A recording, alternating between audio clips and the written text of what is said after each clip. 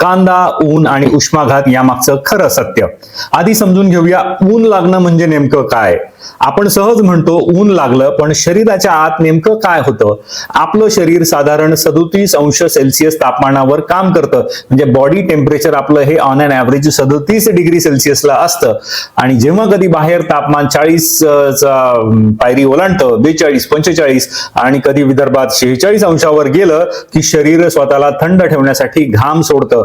घामाची वाफ होते आणि मग शरीर थंड होतं.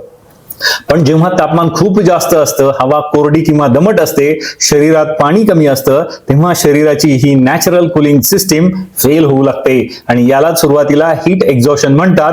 आणि ही अवस्था वाढली तर हीट स्ट्रोक होऊ शकतो, जो आपल्यासाठी खूप घातक ठरू शकतो, जीवघेणा देखील ठरू शकतो. मग तुम्ही म्हणाली कांद्याची परंपरा आली कुठून? महाराष्ट्रात खास करून विदर्भ, मराठवाडा, खानदेश अशा उष्ण भागात कच्चा कांदा खाण्याची परंपरा जुनी आहे.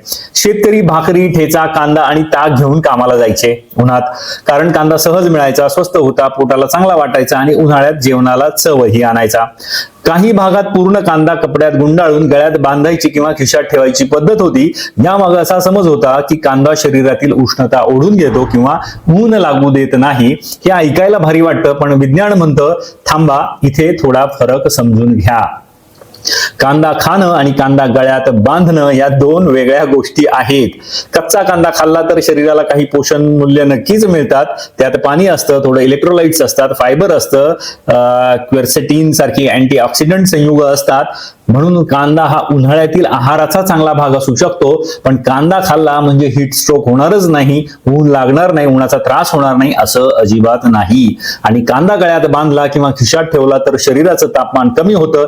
याचा कोणताही ठोस वैज्ञानिक पुरावा किंवा संशोधन उपलब्ध नाही.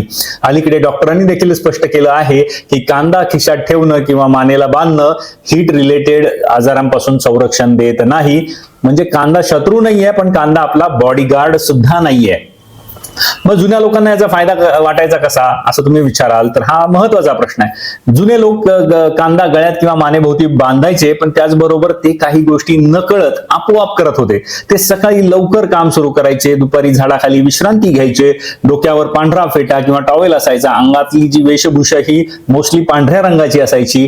त्याच्याबरोबर आहारात ताक, पाणी, पेज, कांदा, भाकरी असा साधा संतुलित आहार असायचा. शरीर उन्हाला हळूहळू सरावलेलं असायचं. म्हणजे संरक्षण कांद्यामुळे नव्हे तर संपूर्ण जीवनशैलीमुळे मिळत होतं.